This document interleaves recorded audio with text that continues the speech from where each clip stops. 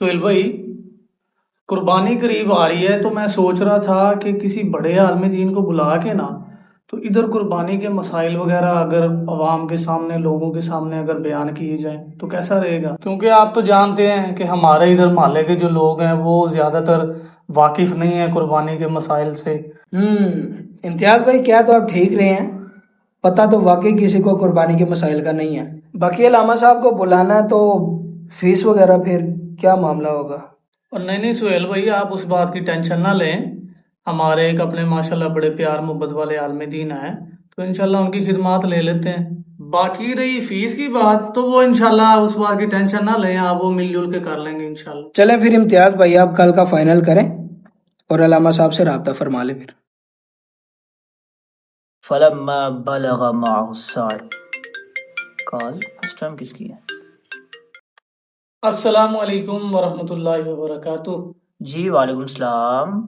जी किबला अलामा साहब कैसे हैं? ठीक है जी करम। किबला, हमें आपका टाइम चाहिए था कल का, क्योंकि हमने अपनी मस्जिद में एक छोटा सा सेमिनार रखा हुआ कुर्बानी के हवाले से। हम चाह रहे हैं कि आप अपनी ज़ुबान मुबारक से आके हमारी आवाम को, हमारे लोगों को कुछ कुर्बानी के मसाइल के बारे में बता दें।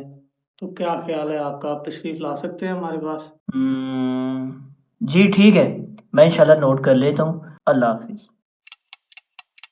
जी इम्तियाज भाई, तैयारी फिर सारी रेडी है?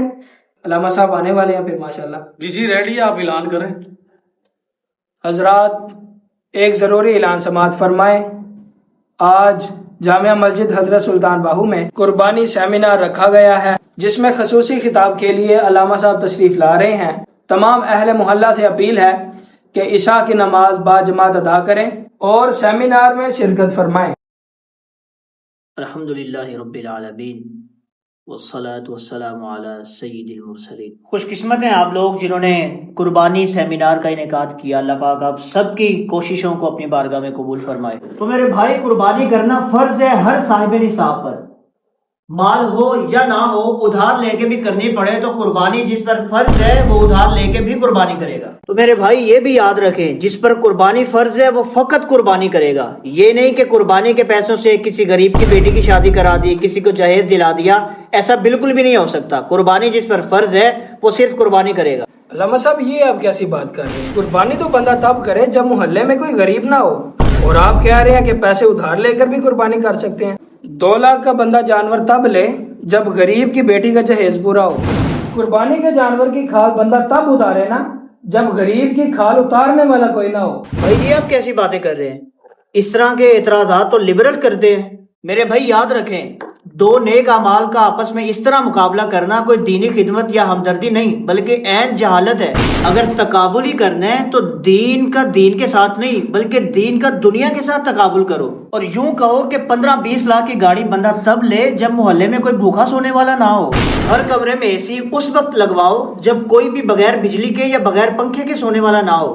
ब्रांडेड कपड़े उस वक्त खरीदो और पहनो जब सड़क पर फटे और पुराने कपड़ों में कोई मलबूस नजर ना आए। इस तरह के एतराजात लिबरल और सेकुलर किस्म के लोग करते हैं। भाई हजारों आरामदेह अशिया खरीदते वक्त इन लोगों को गरीब की बेटियां, बहुएं, माएँ क्यों नहीं नजर आती? अगर इतना ही इंसानियत का दर्द है तो मेरे भाई गैर जरूरी उमूर तरक करने चाहिए, ना कि फराइज। मेरे भाइयों, ये हमारी दीनी और मुआशरती जिम्मेदारी है कि ऐसे फितना परवर लोगों की बातें यहाँ से सुने और यहाँ से निकाल लें और इनका खूब ताकुब करें और अपना दीन और दुनिया दोनों महफूज करें। आप मेरे भाई हैं इसलिए आपको समझा दिया। उम्मीद है कि आपके जरिए से और लोग भी समझेंगे। शुक्रिया। इस पैगाम को जितना हो सके आगे फैलाएं।